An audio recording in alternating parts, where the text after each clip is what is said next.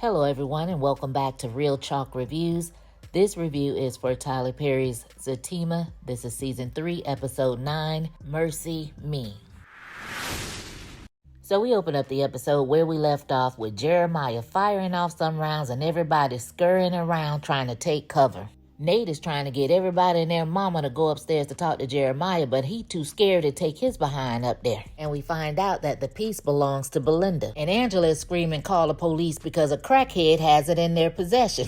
Belinda claims she's already called them, and it's funny that they never seem to show up. But Nate doesn't want them called because I guess he's over there on papers and can't get in trouble. So Zach, he's on the floor going on and on talking about he tried to shoot at me. My own brother tried to unalive me. I can't believe he shot at me. Excuse me, sir. But you've been walking and driving around for 40 days and 40 nights because it was on sight when you saw Jeremiah. You told everybody that was trying to get through to your knucklehead behind that you was going to unalive your brother when you saw him. So the minute that these people see Jeremiah, they try to warn him like, look, Jeremiah, Zach knows. He knows what happened. He's going to unalive you. So boom, when he hears you busting through Belinda's door like you're Lou Ferrigno, tearing up her whole house, doing way too much, flipping bodies, jacking people up, he just had to find a way to try to defend himself. That's how I see it. Hell, Jeremiah said it was going to either be you or him, and he chose his damn self. And you have the nerve to be mad because he pulled the you on you? Child, please.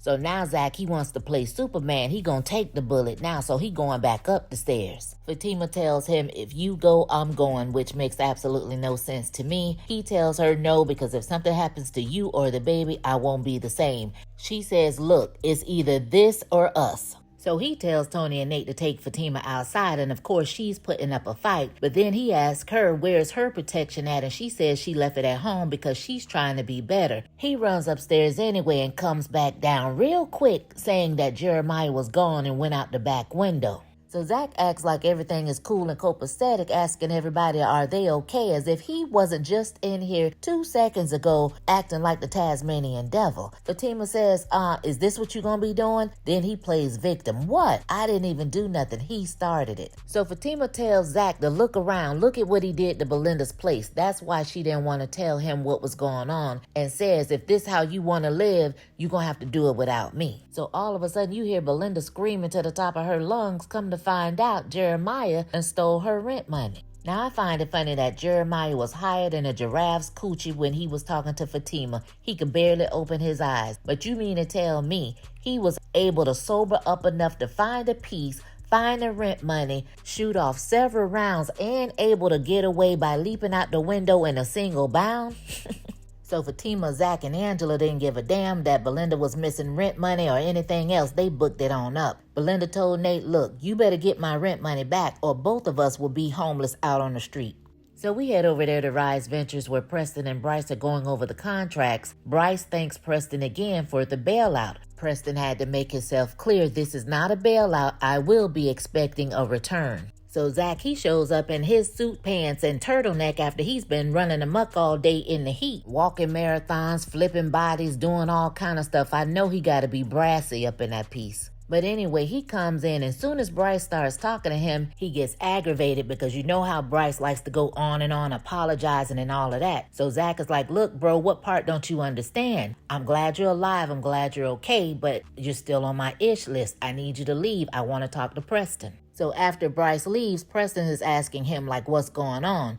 Zach tells him his side of the story, of course, that makes him look good. So he gives him the rundown and tells him that Jeremiah attacked Fatima for some money. He took some shots at him and he can't believe he took the shots at him. To now, he wants to unalive him because of that. And to top it off, Fatima has the nerve to be mad at him. Preston is like, well, why is she mad at you? Now he doesn't want to talk. He says it's a long story. He doesn't want to tell his part. So Preston, trying to be a good friend to Zach, he convinces him to go down to the bar so they can have some drinks and talk. So after ear hustling, Bryce stepped to Preston and told him Zach does have a therapist. Here's his number. Give him a call. Have him meet you guys down there to the bar. And Bryce made it his business to tell Preston, do not tell Zach that I gave you this number. Preston says, I got you. So over at Zach and Fatima's house, she's pulling up. Angela's falling behind her. She can't even park in her driveway because there's cars everywhere, people outside, music playing. Deja's having her party. So of course now Fatima is extra annoyed, extra frustrated, and does not have time for Deja and her shenanigans. Angela tells her, go in the house and I'll take care of everything. So when Angela goes into Deja's house, she runs into Sean and she's like, what are you doing here?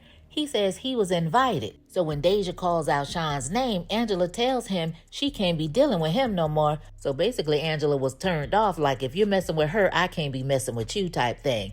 Deja had to nip all of that in the bud and let Angela know, I don't do broke-ass men. As if Sean wasn't standing there. So Deja asks Angela, look, what are you even doing here? You weren't invited. She says, I'm trying to spare you because Fatima's not in the mood. You know, you got a driveway blocked, this and that and the other. Deja says she's never in the mood. So then the two of them, they go back and forth. Next thing you know, Fatima, she pops up and she does the exact same thing that Zach was doing over at Belinda's house. So she comes in there popping balloons, breaking glass, knocking stuff over, talking to the people any kind of way. Deja was still being Deja, trying to bring the comedic side of it all. But then she did throw the B word around, which made Fatima madder. So she threatened to go mess with her cake. So Deja started screaming to the top of her lungs, oh no, not my grandma cake. My grandma made that for me. It was given, not my mama's biscuits. But Fatima didn't give a damn who made it or who bought what. She destroyed the cake. She put it all over the wall. She pretended to eat it, talking about it was disgusting. So Deja decides to call her another crazy bee, and Fatima says, oh, so you want to see crazy. She goes in the house, get a bat, and starts wailing on somebody's car that's blocking her driveway. And basically, Fatima was doing the most just like Zach was. She's out here taking her frustrations out on Deja and this car, swinging that bat like she's Barry Bonds, when she's really frustrated behind this whole situation with Zach and Jeremiah. And just like Zach, I thought Fatima was being just as childish. We have spent damn near 6 episodes with her trying to contain Zach's anger so he doesn't potentially go to jail. And in a split second, you turn around and do the exact same thing. Hated it. Now, what I can't understand is, why is Fatima walking around like she doesn't have a whole gut full of human up in her right now? You didn't take your behind to that hospital like you should have when this whole incident happened with Jeremiah. You've been walking around all day in 10-inch heels, stressing and chasing Zach's crazy ass. You're ducking and dodging bullets, getting thrown to the floor. You're out here swinging this baseball bat as hard as you can like you trying to break some kind of world record or something, getting your blood pressure sky high. Now, Lord forbid, but what happens if you should end up in the hospital with preeclampsia? Bottom line, start making yourself and this child your priority. Let Zach run amok if that's what he chooses to do. And not only that, don't give someone an ultimatum if you're going to turn around and do the same thing. So we head over there to Billy Jake's where Zach is telling Preston everything that happened when Dr. Reed walks in and Zach was like, oh, so you invited him? Preston says, no, Bryce gave me the number.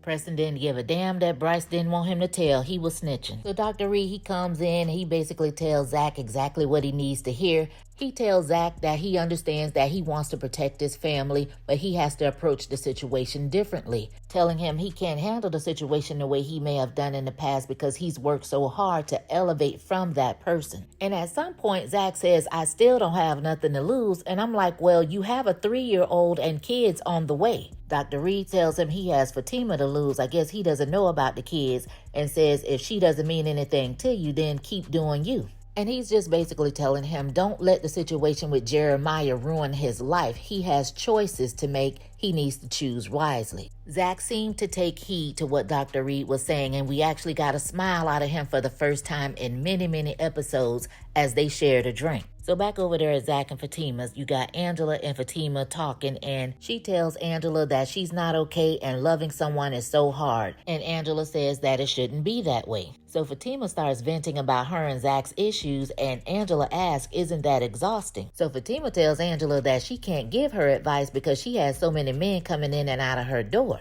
So Angela is like, what? Like, where's all this coming from? And Fatima tells her she doesn't know how to commit. Angela asks, what are you talking about? I was committed to Bryce until I found out that he liked Peter, remember? And Fatima says, well, if it wasn't that, it was going to be something else. So Angela like, what are you talking about? Say what you gotta say. And Fatima says, well, y'all always got so much to say about Zach, but none of y'all got a man. And Angela should have told her, what I have is a peace of mind. I'd rather have that than a piece of a man. So Fatima tells her sometimes when she's talking, she just wants Angela to listen. She really doesn't need all the feedback. She just wants to kind of hear herself think. So Angela, she done got in her feelings, so now she's ready to go. But she tells Fatima when the drama starts, that's when she gets ghost. So Fatima is trying to tell her that relationships are drama and you have to work through them. She tells her, look, you got enough drama for the both of us, and she gets up to leave. Just like clockwork, here comes Zach, and she says, ooh, there he is now. Bye, drama. So, of course, Zach tells her he's tired of her friends, and he says that he's still upset about this entire situation.